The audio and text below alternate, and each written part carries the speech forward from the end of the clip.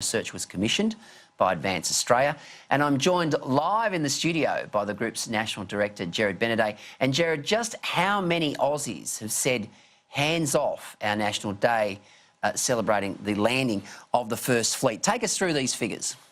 Well, thanks for having me. First up, 71% of Australians believe that we should not change the date. We might put these graphics up, by the way.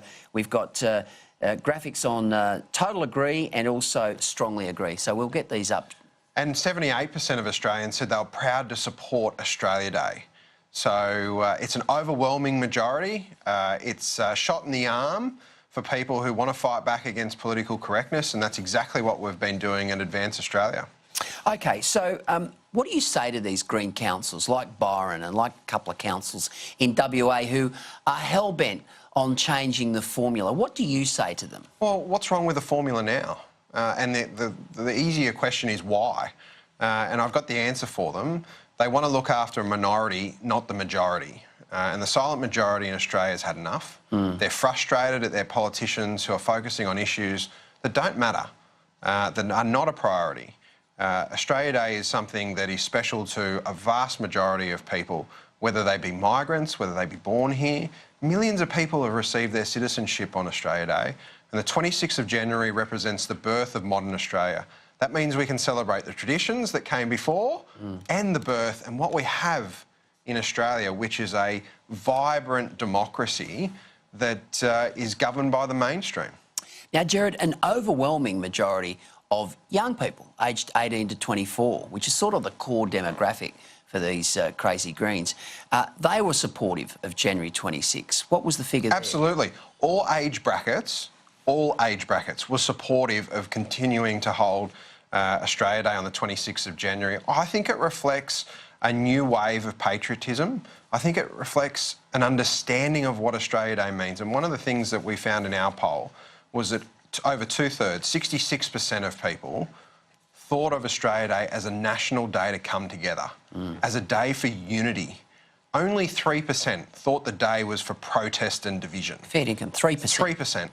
So it's an incredibly small number. These people on Twitter are just completely out of touch with reality. Well, it's an echo chamber. They're talking to themselves, they're talking to like-minded people. They're not talking to the mum and dad who are at Coles or Woolies this afternoon doing the shop, thinking about what they've got to feed the kids tonight, that are more worried about other issues. But culture wars are important. As Richard Di Natale said today, this is a culture war that's not going to go away. We have majority support for Australia Day remaining on the 26th of January, and it should stay there. But these activists, led by the Greens and Get Up and many others, are not going to go away until their victim mentality is satisfied. But even Labor supporters are very much in favour of January 26. 73% of Labor voters said the 26th of January should be Australia Day. And that's why we've seen Bill Shorten come out and say that he won't change it. I'm a little bit more cautious. I think some of his MPs are on the record publicly as supporting a change in the date.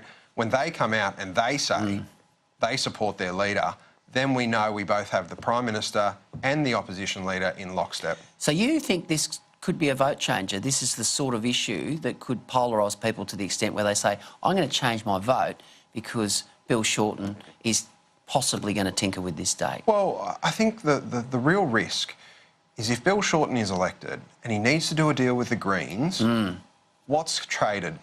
What's given away in that secret backroom deal to get Senate votes? And Australia Day on the 26th of January should not be one of them. And I'd say we also asked the question, Peter, in our poll, whether people would change their vote if they knew their local member didn't support Australia Day. And 42% of people came back and said yes. They would change their vote if their local member did not support Australia Day on the 26th of January. That's a huge number, particularly given marginal seats, where things come down to less than a handful of votes. Now, you've only been set up for a couple of months. You've already raised a lot of money, a shed load of money. You are the sort of the coalition equivalent of Get Up. Are you getting much traction out there, Jerry? Oh, look, like to think we are. Our membership continues to grow. We're about 20,000 members. We've raised, as you say, about $300,000 online. That's thanks to the generosity of our members.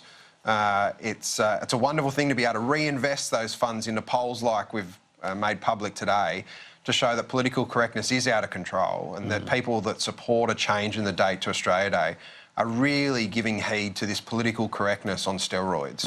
And it does our country no good, long-term, short-term, and we should come together. It's a cry for unity. That number at 71% is a cry for unity, and Australia Day is a perfect opportunity for that unity. Gerard Benedet, thank you.